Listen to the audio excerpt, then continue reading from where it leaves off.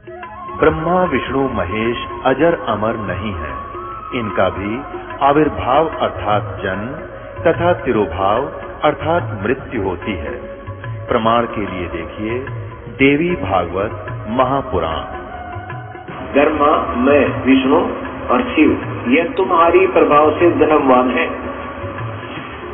हम तो जन्मवान है, हमारा तो जन्म होता है और मरते हैं, नित्य नहीं है, हम अविनाशी नहीं है। फिर इंद्रादि दूसरे देवता नित्य किस प्रकार हो सकते हैं? कृपया अवश्य सुनिए जगत गुरु तत्वदर्शी संत रामपाल जी महाराज के अमृत वचन।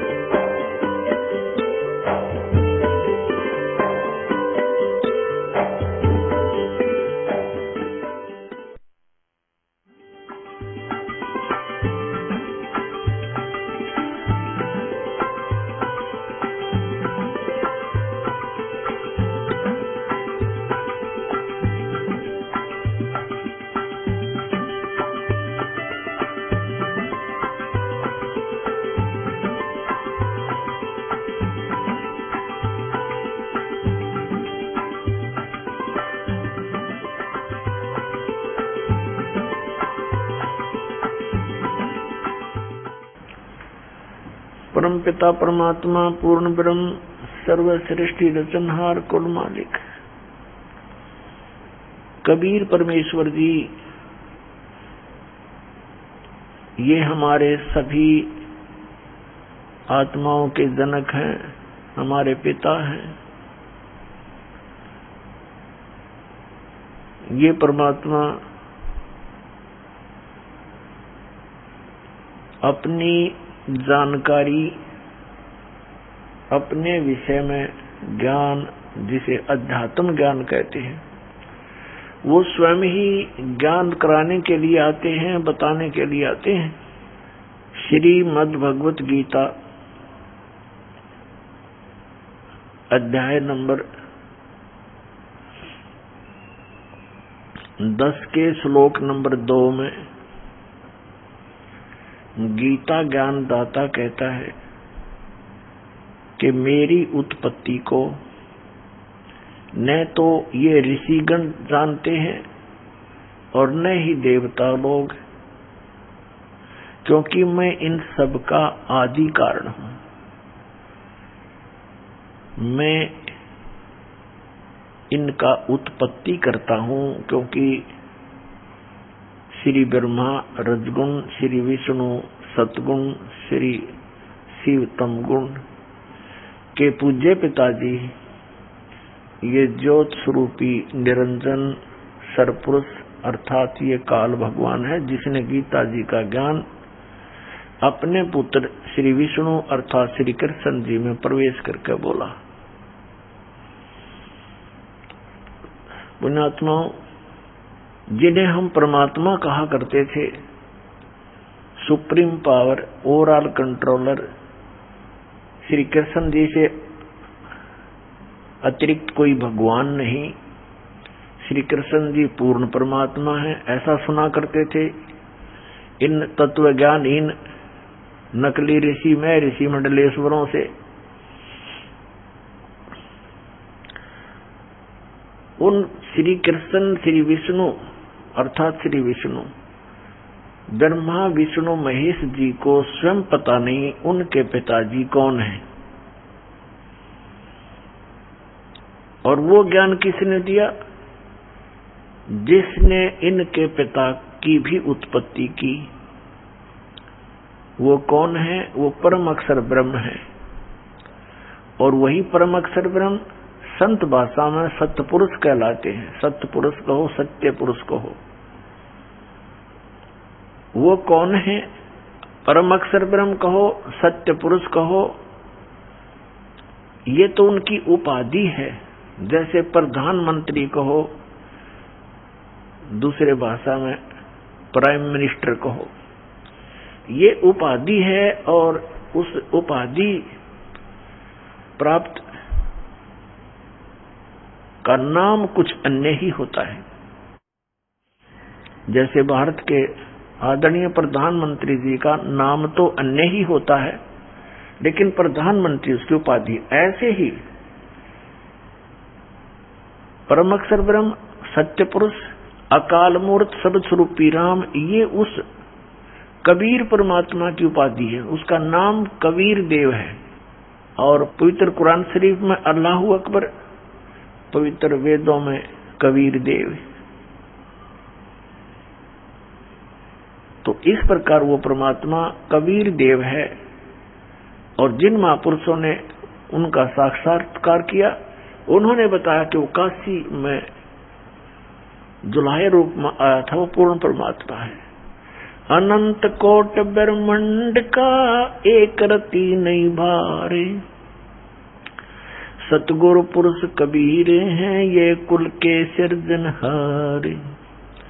ना सतगुरु जननी जने उनके माने बापे, पिंड ब्रह्मांड से रहित हैं जाना तीनों तापे।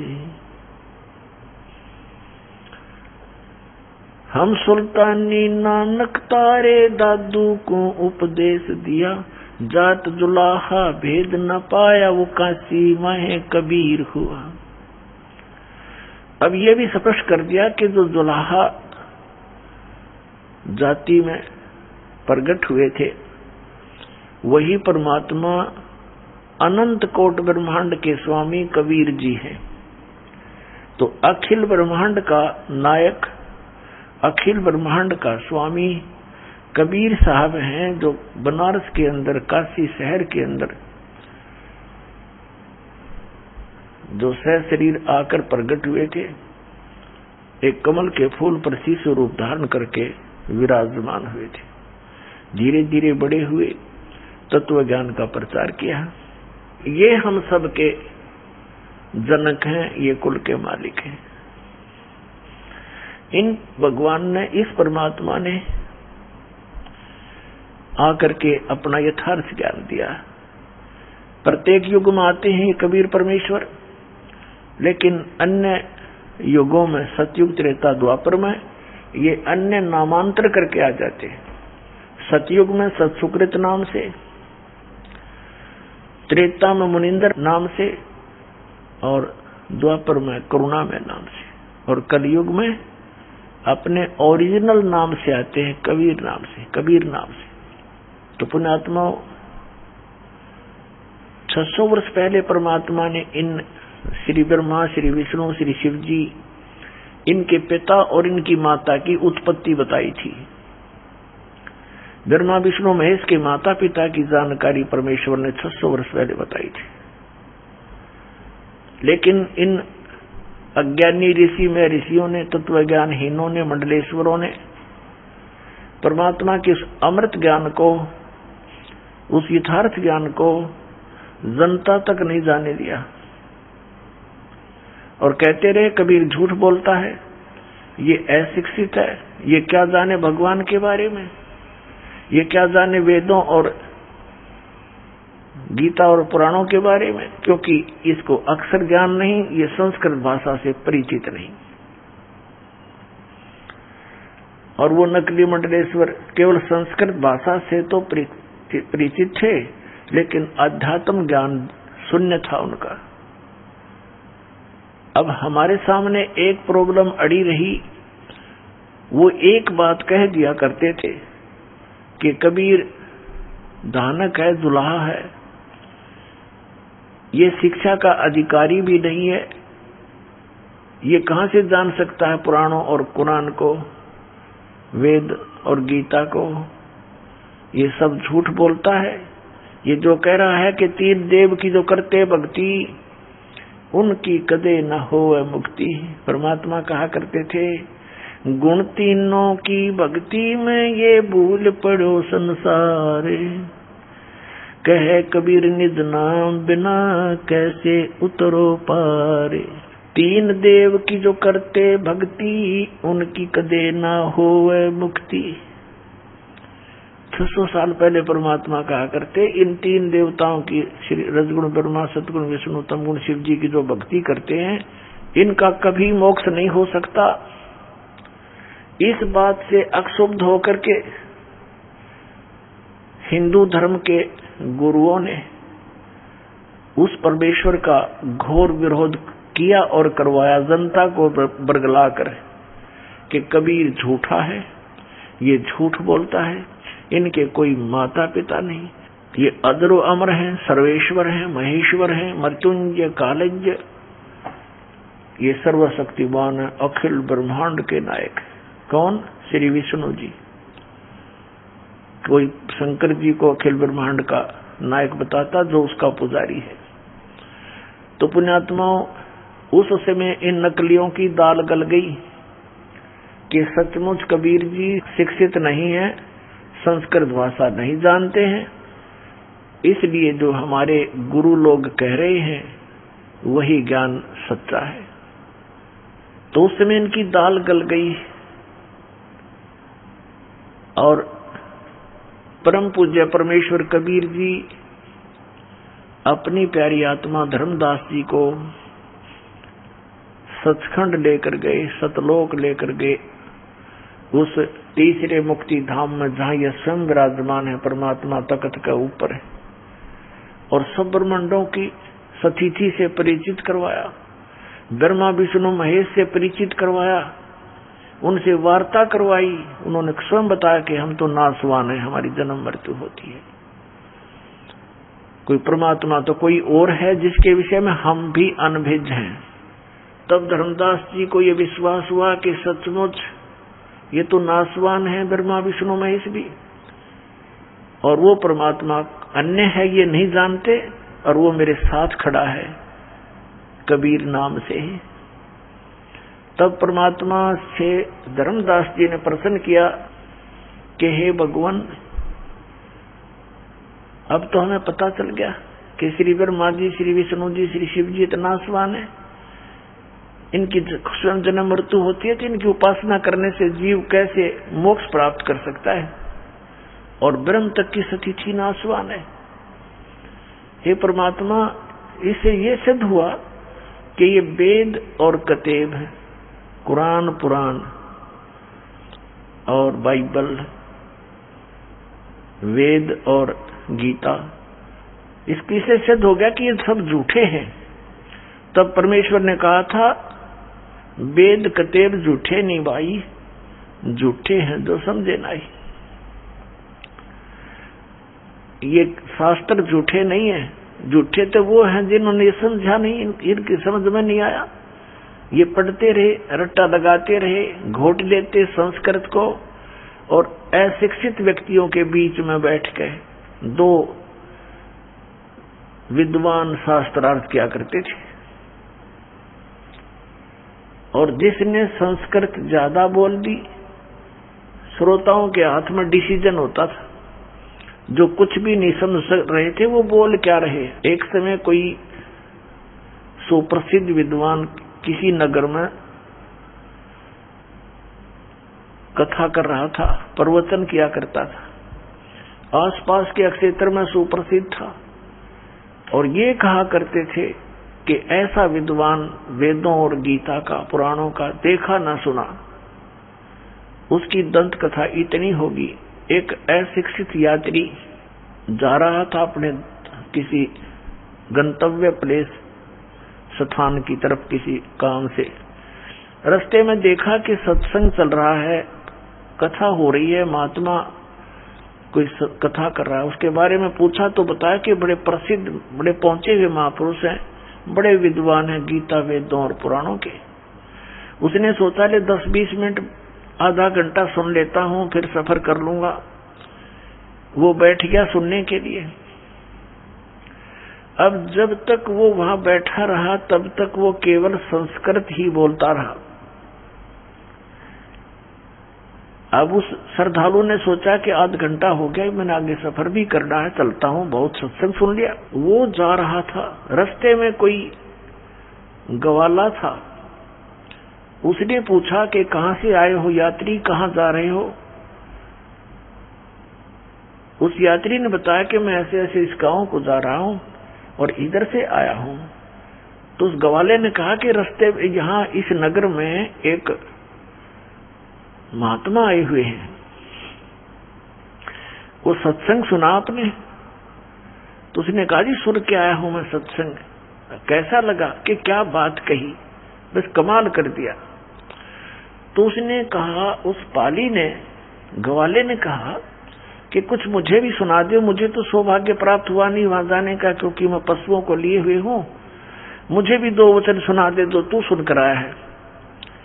तो वो क्या कहता है यात्री कि ये तो मुझे मालूम नहीं उसने क्या बोला, वो संस्कृत बोल रहा था पर कर दिया कमाल। बता, टट्टू कमाल कर दिया जब तूने ये ही नहीं मालूम उसने बोला क्या, उन्होंने कहा कर दिया कमाल। तो पुण्यात्मा इस तरह ये लोक वेद के आधार से सुनी सुनाई बातों से एक दूसरे से सुनकर ये महापुरुष और मैं ऋषि पाक रहे थे, न कख नहीं पता था किसी ने भी। अब ये दास ने जो शब्द बोल दिया कि किसी ने भी कुछ पता नहीं था, तो ये भगत समाज का गला नहीं उतरे कि ऐसा क्या किसी को भी मालूम नहीं था? किसी को छोड़ो, ब्रह्मा विष्णु महेश को भी ज्ञान नहीं।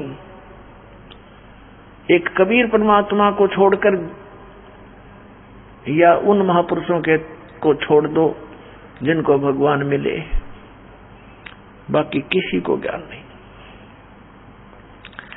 अपने आत्माओं ये प्रश्न अगर यही छोड़ दिया तो दास का सत्संग सुनना बंद कर देंगे बोली आत्माएं। कहता ये तो अभिमानी गणा है, अपने आप को विद्वान सिद्ध करना चाहता, सबको कहता किसी को ज्ञान नहीं। दास अभिमान के तो आसपास नहीं, और अभिमान वो व्यक्ति कर सकता या तो जिसने भगवान का ज्ञान नहीं, अध्यात्म मार्ग का,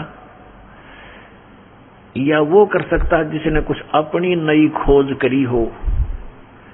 दास का कोई अपना ज्ञान नहीं, सदग्रंथों में जो गूढ़ रहस्य आज तक ये नकली ऋषि महर्षि और ब्रह्मा विष्णु महेश तक नहीं समझ सके, उन गूढ़ रहस्यों को रूबरू किया है, समझा है, अच्छी तरह आपके पास लाया हूं। इसमें अभिमान का तो कोई बात तक को नहीं, और सच्चाई है ये जो दास आपको कह रहा है कि किसी को भी अध्यात्म ज्ञान नहीं है इस दास के अतिरिक्त वर्तमान में। आगे की तो बात छोड़ो, पहले की तो, लेकिन जो महापुरुष हुए हैं जिनको परमात्मा मिला है, मिले हैं, वो तो परिपूर्ण थे ही। जिनको भगवान मिल गए फिर वो कैसे कच्चे रह सकते हैं? वो कौन कौन है? आदरणीय धर्मदास साहिब जी, आदरणीय मुल्कदास साहिब जी, आदरणीय नानक साहिब जी, आदरणीय दादू साहिब जी, आदरणीय गरीबदास साहिब जी, गांव छुड़ानी, जिला झज्जर, हरियाणा वाले, और आदरणीय गीसा दास साहिब जी, गांव खेखड़ा, जिला मेरठ और उत्तर प्रदेश वाले। इन महापुरुषों को छोड़कर जो दास के नॉलेज में है, उनके अतिरिक्त अध्यात्म ज्ञान किसी के पास नहीं था। सब उआ बाई बक रहे थे। थोड़ी सी झलक दिखाता हूं, फिर आगे सत्संग शुरू करेंगे। ये देखिएगा, श्रीमद देवी भागवत सचित्र मोटा टाइप, गीता प्रेस गोरखपुर से प्रकाशित। श्रीमद देवी भागवत सचित्र मोटा टाइप, संपादक हनुमान प्रसाद पोदार, चिमनलाल गोस्वामी। प्रकाशक व मुद्रक हैं गीता प्रेस गोरखपुर, गोविंद भवन कार्यालय, कोलकाता का संस्थान। इसका पहला स्कंद पढ़ते हैं और पृष्ठ 28 पर अब देखना। एक समय नारद जी और व्यास जी का संवाद हुआ। नारद जी से व्यास जी ने प्रश्न किया तो नारद जी ने उसका उत्तर दिया। नारद जी ने कहा, महाभाग व्यास जी, तुम इस विषय में जो पूछ रहे हो ठीक यही प्रश्न मेरे पिताजी ने भगवान श्री हरि से किया था। देवा अधिदेव भगवान जगत के स्वामी हैं। लक्ष्मी जी उनकी सेवा में उपस्थित रहती हैं। दिव्य कौस्तुमणि उनकी शोभा बढ़ाती है। वे शंख चक्र गदा लिए रहते हैं, पीताम्बर धारण करते हैं, 4 भुजाएं। वे चराचर जगत के आश्रयदाता हैं। ये विष्णु जी की महिमा कर रहे हैं। नारद जी के ब्रह्मा जी ने बताई थी। जगत गुरु एवं देवताओं के भी देवता हैं। ऐसे जगत प्रभु भगवान श्री हरि महान तप कर रहे थे, उनकी समाधि लगी थी। यह देखकर मेरे पिता ब्रह्मा जी को बड़ा आश्चर्य हुआ। अतः उन्होंने जानने की इच्छा से प्रकट की। ब्रह्मा जी ने पूछा, प्रभु आप देवताओं के अध्यक्ष, जगत के स्वामी और भूत भविष्य एवं वर्तमान सभी जीवों के एकमात्र शासक हैं। भगवान फिर आप क्यों तपस्या कर रहे हैं और किस देवता की आराधना में ध्यान मग्न है? मुझे असीम आश्चर्य तो यह हो रहा है कि आप देवेश्वर एवं सारे संसार के शासक होते हुए भी समाधि लगाए बैठे हैं।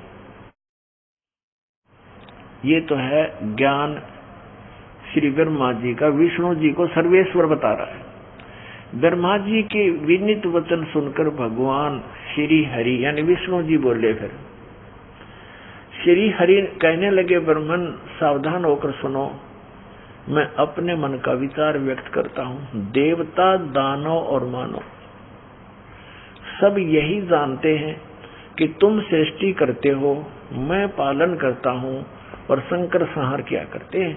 किंतु फिर भी वेद के पारगामी पुरुष अपनी युक्ति से यह सिद्ध करते हैं कि रचने, पालने और संहार करने की यह योग्यता जो हमें मिली है, इसकी अधिष्ठात्री शक्ति देवी है, दुर्गा है। वे कहते हैं कि संसार की सृष्टि करने के लिए तुम में राजसी शक्ति का संचार हुआ है, यानी ब्रह्मा जी रजगुण, और मुझे सात्विक शक्ति मिली है, विष्णु जी सतगुण। रुद्र में तामसी शक्ति का आविर्भाव हुआ है, यानी शिव जी ये तमोगुण। उस शक्ति के अभाव में तुम इस संसार की सृष्टि नहीं कर सकते, मैं पालन करने में सफल नहीं हो सकता और रुद्र से संहार कार्य भी नहीं हो सकता। हम सभी उस शक्ति के सहारे ही अपने कार्य में सदा सफल होते आए हैं। सुवर प्रत्यक्ष और परोक्ष दोनों उदाहरण मैं तुम्हारे सामने रखता हूँ, सुनो। यह निश्चित है कि उस शक्ति के अधीन होकर ही मैं इस शेष नाग की सैया पर सोता और सृष्टि करने का अवसर आते ही जग जाता हूँ। मैं सदा तप करने में लगा रहता हूँ और उस शक्ति के शासन से कभी मुक्त नहीं रह सकता। कभी अवसर मिला तो लक्ष्मी के साथ सुखपूर्वक समय बिताने का सौभाग्य प्राप्त होता है। मैं कभी तो दानों के साथ युद्ध करता रहता हूँ।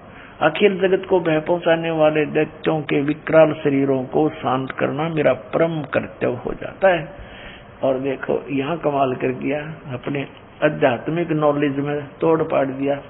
श्री विष्णु जी कह रहे हैं कि मुझे सब प्रकार से शक्ति यानी दुर्गा प्रकृति देवी के अधीन होकर रहना पड़ता है। उन्हीं भगवती शक्ति का मैं निरंतर ध्यान किया करता हूँ।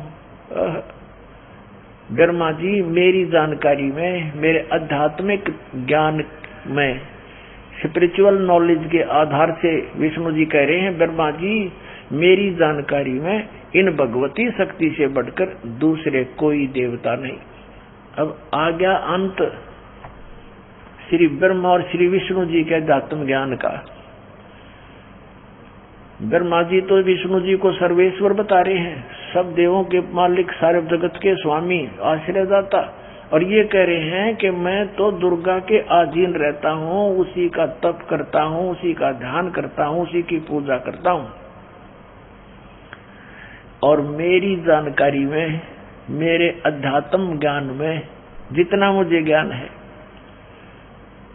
इस दुर्गा से ऊपर कोई भगवान नहीं। ये आ गया अंत श्री विष्णु जी के अध्यात्म ज्ञान का।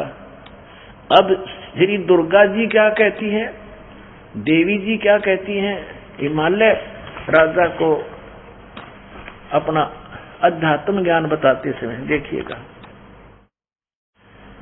7वां स्कंद और ये 562 पृष्ठ में, ये 562 पृष्ठ। देवी के द्वारा हिमालय को ज्ञानोपदेश और ब्रह्म स्वरूप का वर्णन।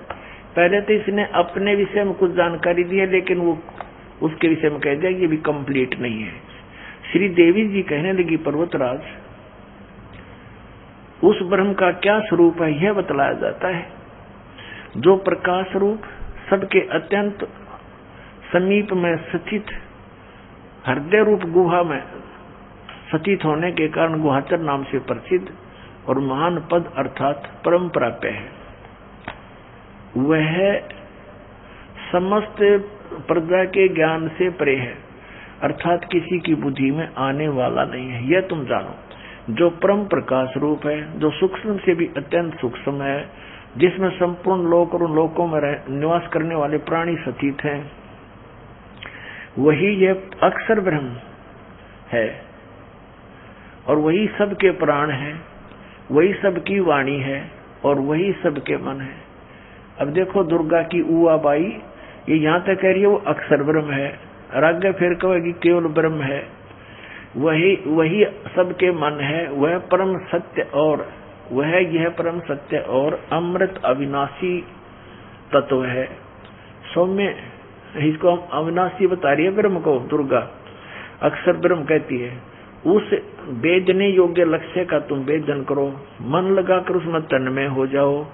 सौम्य उपनिषद में कथित महान अस्त्र रूप धनुष को लेकर उपासना द्वारा तीक्ष्ण किया हुआ बाण संधान करो और फिर भावानुगत चित्त के द्वारा उस बाण को खींचकर उस अक्षर रूप ब्रह्म को अक्षर ब्रह्म समझो, ही लक्ष्य बनाकर वेदन करो। उसका मंत्र क्या बता रही है अक्षर ब्रह्म का?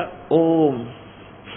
प्रणव माने ओम, धनुष है, जीवात्मा जाप करे और ब्रह्म को उद्देश्य रखे।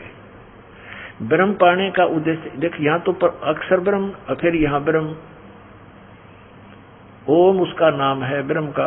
अब दुर्गा जी के ज्ञान का भी अंत देख लो आप, कहीं तक बोल रही है उसको अक्षर ब्रह्म है वो, और फिर कहते उसका मंत्र ओम है और ब्रह्म को लक्ष्य बनाओ और जीवात्मा जाप करे। आगे देखो, उस एकमात्र परमात्मा को ही जाने, दूसरी सब बातों को छोड़ दे। यहाँ दुर्गा जी ने अपनी साधना को भी रिजेक्ट कर दिया कि केवल उस एक ब्रह्म को ही जाने। यही अमृत रूप परमात्मा के पास पहुंचाने वाला पुल है। यहाँ देखो, इस आत्मा का ओम के जप के साथ ध्यान करो, इससे अज्ञान में अंधकार से सर्वथा परे और संसार समुद्र से उस पार जो ब्रह्म है उसको पा जाओगे, तुम्हारा कल्याण हो। ब्रह्म ओम ब्रह्म का जाप है, और इसी ब्रह्म को ये कभी तो अक्षर ब्रह्म कह रही है, यहाँ भी अक्षर ब्रह्म कहा है। तो इसे सिद्ध है कि ये कितनी विद्वान है, और इसने कहा कि इस ब्रह्म की पूजा करो और सबकी पूजा छोड़ दो। और वो ब्रह्म कहाँ रहता है? उसका ओम नाम है। वह यह सबका आत्मा ब्रह्म ब्रह्मलोक रूप दिव्य आकाश में स्थित है। ये ब्रह्मलोक में रहता है अपने आत्माओं। यही यजुर्वेद अध्याय नंबर 40 के मंत्र नंबर 17 में स्पष्ट है। वेद ज्ञान दाता ये ब्रह्म है। ये कहता है कि मैं ऊपर अंतरिक्ष में ब्रह्मलोक में रहता हूँ, स्वर्ग में रहता हूँ, और वो परमात्मा तो प्रोक्ष है, वो तो गुप्त है, उसकी जानकारी हमें नहीं है। वो तत्वदर्शी संतों से पूछो। यजुर्वेद अध्याय नंबर 40 के मंत्र 10 से लेकर 13 में तत्वदर्शी संतों की पहचान भी बताई है, और उन्हीं से जानने के लिए कहा है पूर्ण कंप्लीट स्पिरिचुअल नॉलेज को, यानी पूर्ण अध्यात्म ज्ञान को उन तत्वदर्शी संतों से ही पूछो। अब आपने देख लिया, दास ने एक शब्द बोला था, एक गलती से कहो या जानबूझकर कहो कि किसी को भी आध्यात्मिक ज्ञान नहीं है, इनका आध्यात्मिक मार्ग शून्य है, ज्ञान शून्य है। तो उस समय तो आपको ऐसा खटका होगा जैसे कुनीन की फांकी खल्ला ली। अब इस सदग्रंथ जिसको आप सिरोधार्य मानते हो, इसको पढ़कर आपको ऐसा लगा होगा कि हम कहाँ सोए पड़े थे, हमने खो दिया जीवन सारा। इन सदग्रंथों को पवित्र हिंदू धर्म के अनुयायी हिंदी वाले कोई पढ़ते आ रहे हैं, लेकिन कहते हैं गुरु बिन काऊ न पाया ज्ञान, जो थोथा भूछड़े मूड किसाना। गुरु बिन वेद पढ़े जो प्राणी, समझे न सार रहे ज्ञान। अब आगे थोड़ा सा और एक झलक दिखाता हूं इसी पवित्र पुराण पे, छठे स्कंद में। और ये ब्राह्मण लोग, ऋषि लोग, महर्षि कितने विद्वान थे, ये देखिएगा। श्रीमद् देवी भागवत छठा स्कंद पृष्ठ 414। और यहां देखिएगा, जन्मेजय ने पूछा, जन्मेजय ने पूछा, महाभाग किस युग में कैसा धर्म का स्वरूप है, इस संपूर्ण विषय को विशेष रूप से बताने की कृपा कीजिए। व्यास जी बोले, राजन, ये निश्चय ही है कि सतयुग में ब्राह्मण वेद के पूर्ण विद्वान थे।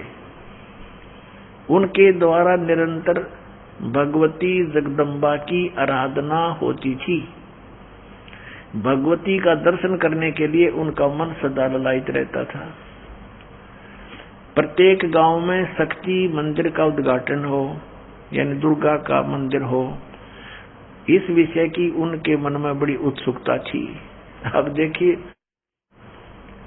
क्या कहा व्यास जी ने कि सतयुग के ब्राह्मण, ऋषि, महर्षि जिनको कहते हैं, ये वेद के पूर्ण विद्वान थे और दुर्गा की पूजा करते थे। ये खास विद्वान थे वेद के। वेद में कहीं लिखा है दुर्गा की पूजा के विषय में? और अभी आपने पढ़ा इसी पवित्र देवी पुराण के 7वें स्कंद में और 562 पृष्ठ पे, हिमालय को ज्ञान देते समय दुर्गा खुद कह रही है कि मेरी पूजा भी त्याग दो, केवल एक ब्रह्म की पूजा करो, जैसा इसने नॉलेज है। और कहा उसका ओम नाम है, ओम नाम का जाप करो, ब्रह्म प्राप्ति उद्देश्य रखो, इससे तुम्हारा कल्याण होगा और तुम उसको प्राप्त कर जाओगे जो ब्रह्म लोक में रहता है। अब इन सतयुग के विद्वानों को दुर्गा के इस स्टेटमेंट ने फेल कर दिया। वो तो कहती है कि ब्रह्म का जाप करो, सब मेरी पूजा भी त्याग दो और सब बातों को छोड़ दो। और ये वेद के विद्वान कहाँ हैं? और ये कहते हैं कि वो दुर्गा की पूजा कराया करते। बताओ, ये है इनका अध्यात्म ज्ञान।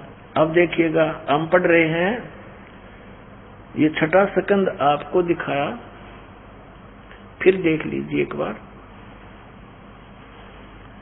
414 पृष्ठ है। जन्मेजय ने पूछा, महाभाग किस युग में कैसा धर्म का स्वरूप है, इस संपूर्ण विषय को विशेष रूप से बताने की कृपा कीजिए। व्यास जी बोले,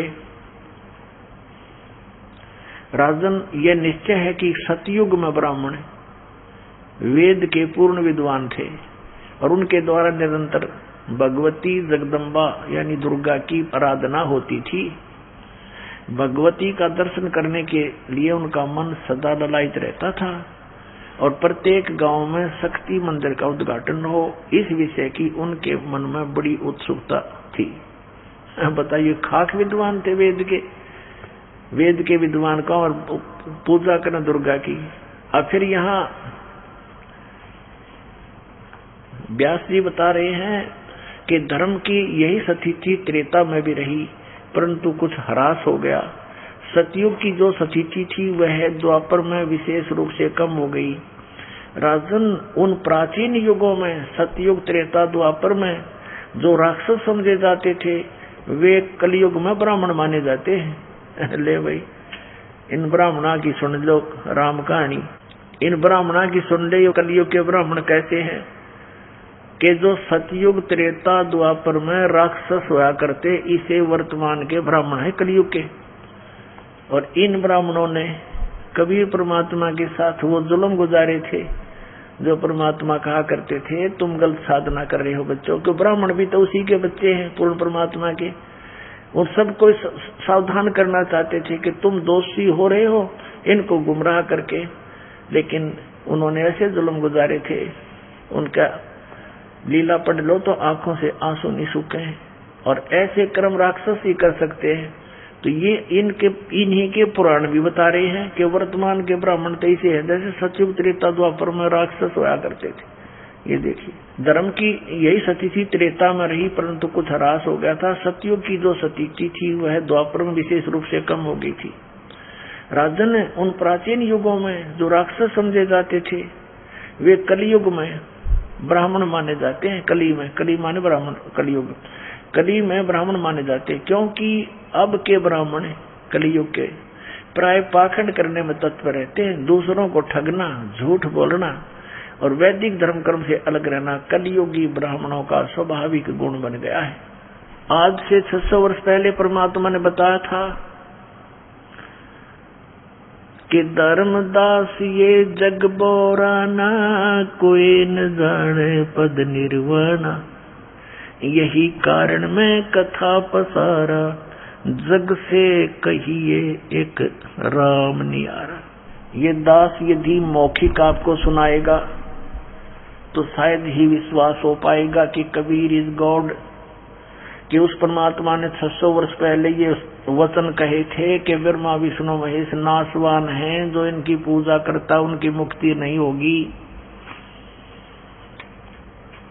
और उस समय ये बात समझ में नहीं आई नकली ब्राह्मणों के, नकली गुरुओं के, और परमात्मा का विरोध किया था।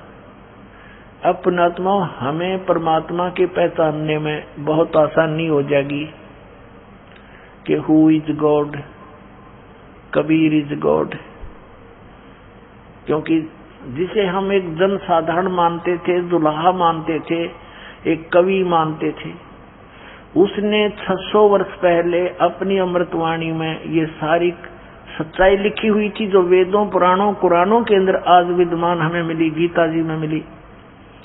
तो हु इज गॉड, जो शास्त्र भी नहीं पढ़ा था और उसने सच्चाई बोल दी, तो ही इज गॉड, वो परमात्मा है।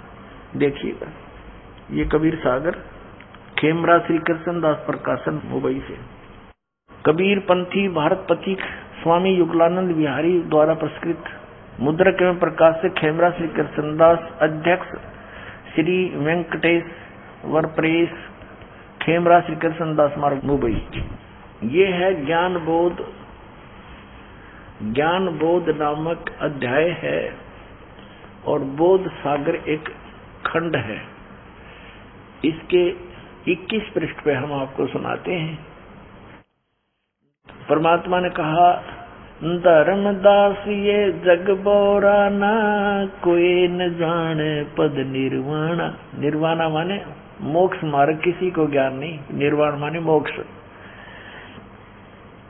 यही कारण मैं कथा पसारा, जग से कहिए राम नियारा। ये मिसप्रिंट कर रखा है, इन कबीर पंथियों ने अज्ञानता के कारण कई अक्षर बदल रखे हैं, ये राम है। यही ज्ञान जग जीव सुनावो, सब जीवों का भरम नसाओ। अब मैं तुमसे कहूँ चिताई, तेरे देवन की उत्पत्ति भाई। तेरे तीनों देवताओं का जन्म मृत्यु बताता हूँ, कैसे उत्पत्ति हुई ब्रह्मा विष्णु महेश की। कुछ संक्षेप कहूँ गहुराई, सब संशय तुम्हारे मिट जाई। भरम गए जग वेद पुराना, आदि राम का वेद न जाने। आदि राम है, राम राम सब जगत बखाने, आदि राम कोई बिरला जाने।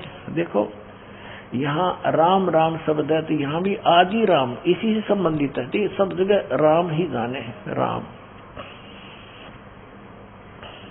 राम राम सब जगत बखाने, आदि राम कोई बिरला जाने। आदि राम सनातन परमात्मा। ज्ञानी सुने सो हृदय लगाई, मूर्ख सुने तो गम ना पाई। इस राजा राम को तो सब जानते हैं और उसी तक की महिमा बखानते हैं, लेकिन जो मैं बता रहा हूँ उस राम के बारे में। ज्ञानी सुने सो हृदय लगाई, मूर्ख सुने तो गम ना पाई। अब इन तीनों देवताओं की उत्पत्ति बताता हूँ। अब मैं तुमसे कहूँ चिताई, तेरे देवन की उत्पत्ति भाई। माँ अष्टंगी पिता निरंजन, ये सरपुरुष काल। माँ अष्टंगी पिता निरंजन, ये जमदारुण वंशन अंजन। पहले कीन निरंजन राई, पीछे से माया उपजाई। क्या बताते हैं कि पहले तो इस ज्योत स्वरूपी निरंजन काल की उत्पत्ति हुई और पीछे थी दुर्गा की उत्पत्ति हुई थी। माया रूप देख अति शोभा, देव निरंजन तन मन लोभा। काम देव धर्मराय सताए, देवी को तुरंत दरखाए। पेट से देवी करी पुकारी, हे साहेब मोहे करो उबारी। टेर सुनी सतगुरु तह आए, अष्टंगी के बन छुड़वाए। परमात्मा वास्तविकता ये है कि टेर सुनी ता हम आए। 22 पृष्ठ पे धर्मराय को हिकमत कीना, नख रेखा से भग कर लेना। धर्मराय करे भोग विलासा, माया को रही तब आशा।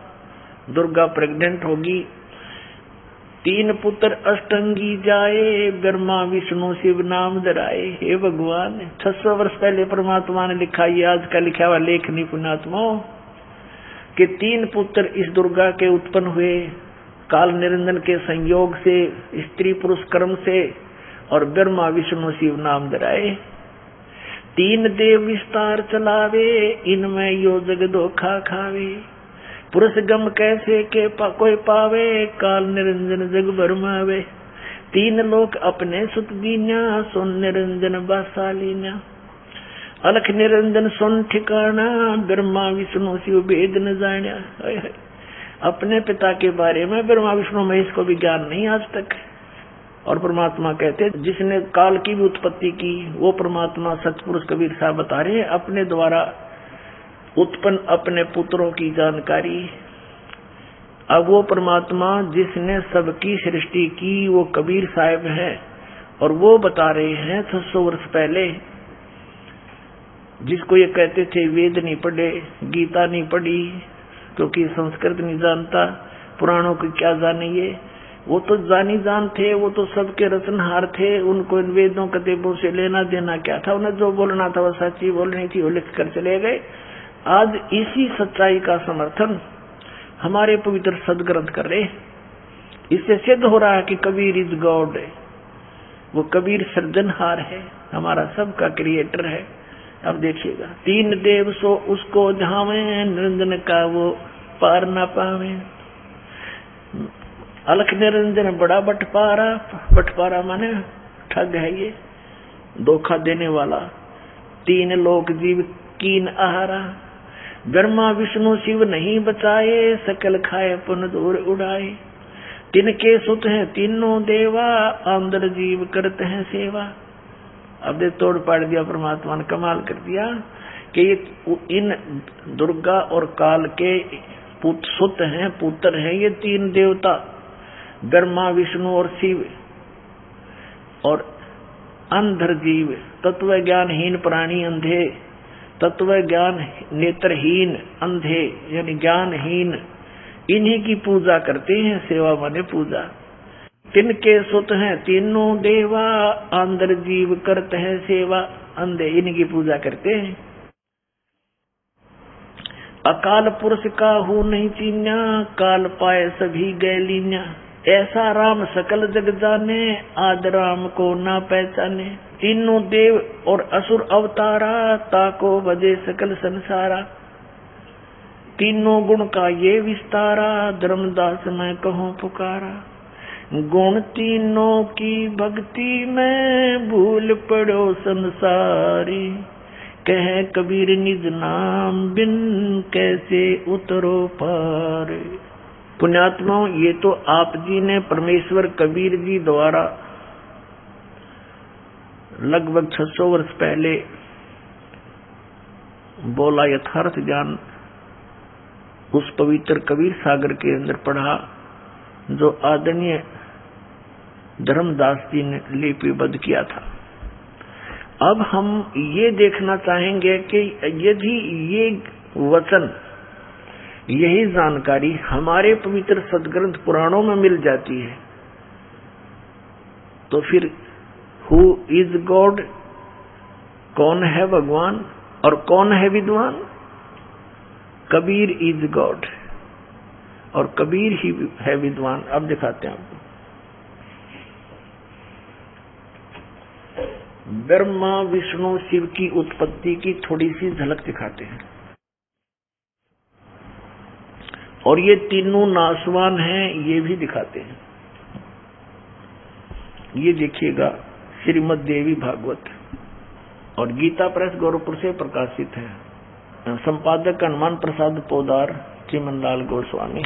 प्रकाशक के मुद्रक हैं गीता प्रेस गोरखपुर, गोविंद भवन कार्यालय कोलकाता का संस्थान। ये इनके फोन और फैक्स नंबर है।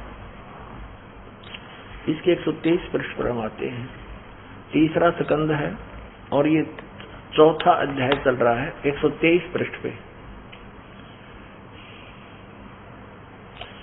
भगवान विष्णु जी अपनी माता दुर्गा की स्तुति कर रहे हैं। तुम शुद्ध स्वरूपा हो, ये सारा संसार तुम से उद्भासित हो रहा है। मैं ब्रह्मा और शंकर हम सभी तुम्हारी कृपा से विद्यमान हैं। हमारा आविर्भाव और तिरोभाव हुआ करता है। केवल तुम ही नित्य हो, जगत जननी हो, प्रकृति और सनातनी देवी हो। स्पष्ट हो गया। विष्णु जी कह रहे हैं मैं ब्रह्मा और शंकर, हमारा तो आविर्भाव माने जन्म और तिरोभाव माने मृत्यु हुआ करता है। केवल तुम ही नित्य हो, जगत जननी हो। ये भी प्रकृति भी दुर्गा को कहते हैं, ये भी ध्यान रखना, आपको गीता जी में काम आओगे। और सनातनी देवी हो। भगवान शंकर बोले देवी यदि महाभाग विष्णु तुम्ही से प्रकट हुए हैं तो उनके बाद उत्पन्न होने वाले ब्रह्मा भी तुम्हारे बालक हुए। फिर मैं तमोगुणी लीला करने वाला शंकर क्या तुम्हारी संतान नहीं हुआ? अर्थात मुझे भी उत्पन्न करने वाली तुम ही हो शिवे। संपूर्ण संसार की सृष्टि करने में तुम बड़ी चतुर हो। अपने आत्माओं, ये तो एक सदग्रंथ तो वन है। वन हमने जितनी जड़ी की जरूरत है वो निकाल लेंगे, औषधि बना लेंगे। बाकी वन का हम क्या करेंगे? ये देखना, वो औषधि निकाल रखिए। इस संसार की सृष्टि, स्थिति और संहार में तुम्हारे गुण सदा समर्थ हैं। इन्हीं तीनों गुणों से उत्पन्न हम रजगुण ब्रह्मा, सतगुण विष्णु, तमगुण शिव जी, ब्रह्मा विष्णु शंकर नियमानुसार कार्य में तत्पर रहते हैं। अपने आत्मा इस पवित्र देवी पुराण के इस थोड़े से विवरण में कितने कंसेप्ट क्लियर कर दिए? 5।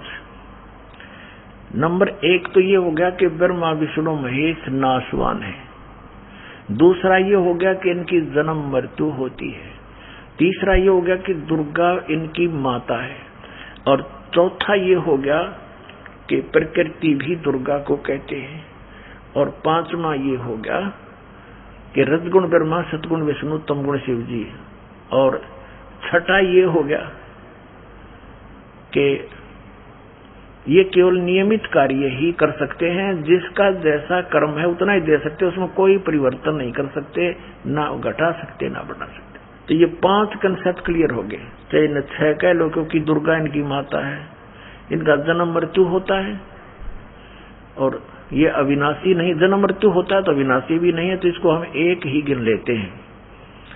तो ये 5 कंसेप्ट क्लियर हो गए थोड़े से विवरण में। अरे 5500 वर्ष हो गए इनको कागज पर लिखे हुए को, इन सदग्रंथों को। और आज तक ये हमारे धार्मिक गुरु ये नकली कख नहीं बता सके। हमारे उवाबाई बकते हैं श्री कृष्ण जी अखिल ब्रह्मांड के स्वामी हैं, अखिल ब्रह्मांड के नायक हैं, श्री कृष्ण स्वयं भगवान है, इसके अतिरिक्त कोई भगवान ही नहीं है। ये कख का पता है। उवाबाई बक रहे हैं, दुनिया को मूर्ख बना दिया, काल के मुंह में फंसा दिया, सब भूत बनवा दिए, शास्त्र विरुद्ध साधना करवा के।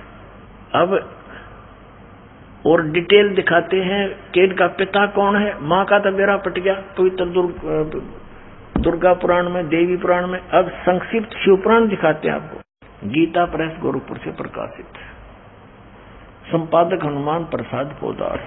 ये वहीं से गीता प्रेस गोरखपुर से प्रकाशित व मुद्रित है। गोविंद भवन कार्यालय कोलकाता का संस्थान गोरखपुर।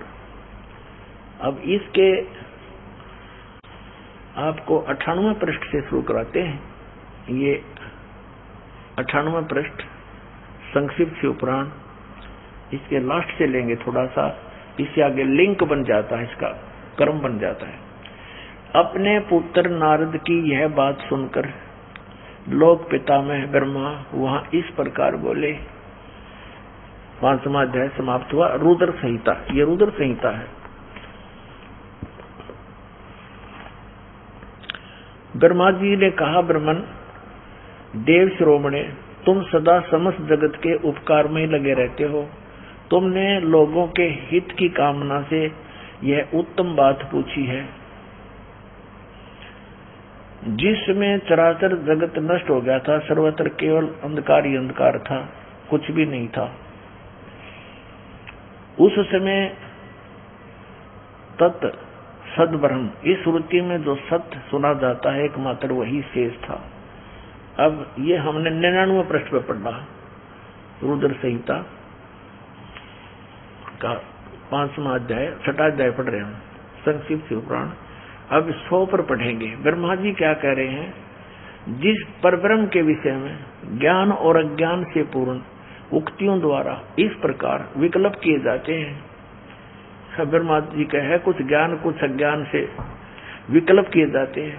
उसने कुछ काल के बाद द्वितीय की इच्छा प्रकट की, उसके भीतर एक से अनेक होने का संकल्प उदित हुआ। उस निराकार परमात्मा ने अपनी लीला शक्ति से अपने लिए मूर्ति की कल्पना की। जो मूर्ति रहित परम ब्रह्म है उसकी मूर्ति ये सदाशिव है, भगवान सदाशिव है। अर्वाचीन और प्राचीन विद्वान उन्हीं को ईश्वर कहते हैं। उस समय एकाकी रहकर स्वेच्छानुसार विहार करने वाले उन सदाशिव ने अपने विग्रह से स्वयं ही एक स्वरूप भूता शक्ति की सृष्टि की। अब यूं कहता ना कुछ ज्ञान और कुछ अज्ञान सुनाऊंगा, ऐसे सुना जाता। पूर्ण परमात्मा कबीर साहब कहते हैं, हम ब्रह्मा को मिले आकर के ब्रह्मा को समझाया, ज्ञान इसने जानते सुना, इसने मेरे को गुरु भी धारण किया। फिर दूसरी बार जब ये गए परमात्मा इनको आगे मंत्र देने के लिए, पीछे से काल ने इनकी बुद्धि फेर दी और कहा ये सब झूठ बोलता है, ये सब झूठा है, इसकी बातों में मत आना। दूसरी बार परमात्मा गए, ब्रह्मा जी ने महत्व नहीं दिया उनको, अनदेखा किया उनकी बातों को और कहा कि नहीं, हमें जो ज्ञान है वो सही है, आप यथार्थ ज्ञान से परिचित नहीं है। लेकिन फिर भी परमात्मा से सुने उस ज्ञान को कुछ आधार बनाया इसने, निराकार आकार में होया, सदाशिव बन गया। उसने अपने ही अंग से एक स्त्री की उत्पत्ति की, दुर्गा की, जो उसके श्रीअंग से कभी अलग होने वाली नहीं थी। और वास्तविकता ये आपने सृष्टि रचना में दास ने बहुत बार सुनाई है, आने वाले समय में सुनाएंगे कि इस काल ने दुर्गा को खा लिया था, बुरी नजर की थी इसने, दुर्गा ने सूक्ष्म रूप बनाया था, इसके पेट में चली गई थी और परमेश्वर ने ही इसके शरीर से बाहर निकाल ली थी। यह प्रकृति दुर्गा यहाँ अज्ञान पूर्ण बातें कर रहा है ब्रह्मा जी, क्योंकि उनको ज्ञान नहीं था कंप्लीट। परमात्मा से सुने हुए ज्ञान को भी अड़ंगा करके पेश कर दिया। अब देखो, उस समय एकाकी रहकर भगवान सदाशिव अर्वाचीन और प्राचीन विद्वान उन्हीं को ईश्वर कहते हैं। उस समय एकाकी रहकर स्वेच्छानुसार विहार करने वाले सदाशिव ने, इस काल ने, इस सदाशिव रूप में प्रकट हो गया काल, अपने विग्रह से स्वयं ही एक स्वरूप भूता शक्ति की सृष्टि की, जो उनके अपने श्रीअंग से कभी अलग होने वाली नहीं थी।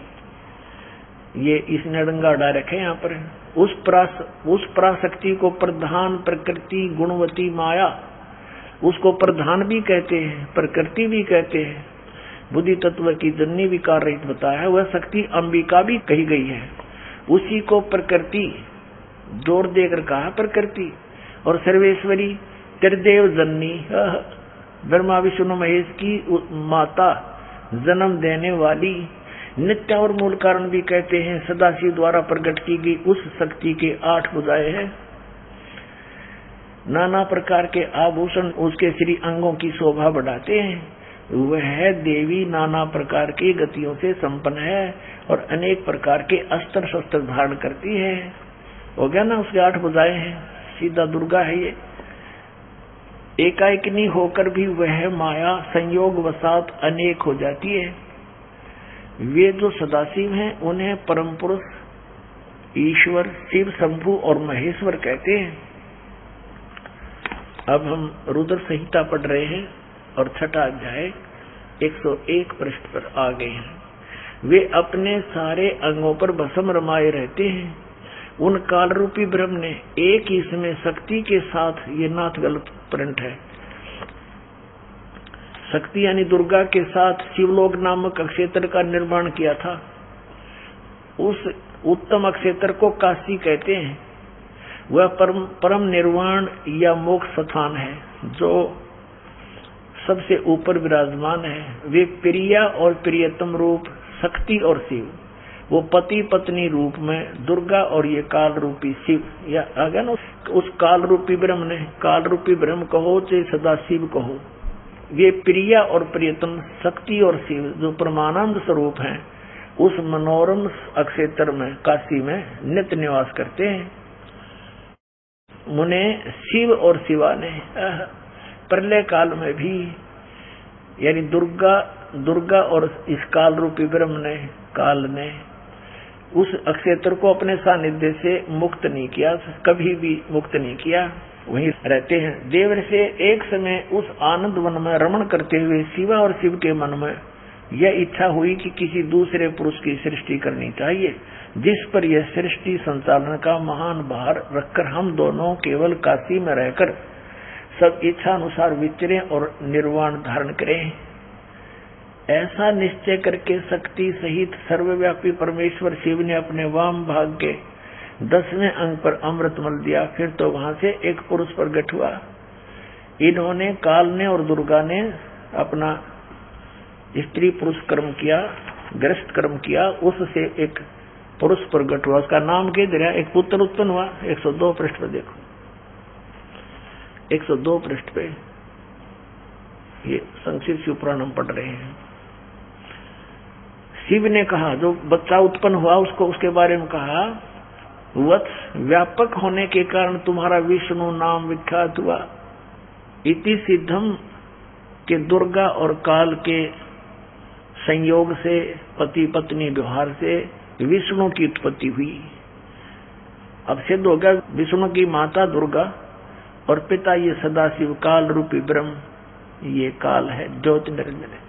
अब ब्रह्मा के माता पिता, नेक्स्ट ये तो छठा अध्याय समाप्त हुआ। देखिए अब ये हमने पढ़ा, तेरा विष्णु नाम विख्यात हुआ, छठा अध्याय समाप्त हुआ। 7वें अध्याय में रुद्र संहिता और पृष्ठ नंबर 103 पे अब ब्रह्मा जी कहते हैं देवर से, तत्पश्चात कल्याणकारी परमेश्वर सांब सदाशिव ने, इस काल ने पूर्ववत प्रयत्न करके, जैसे विष्णु उत्पन्न किया था दुर्गा से संयोग से, अपने दाहिने अंग से मुझे उत्पन्न किया। अपने आत्मा।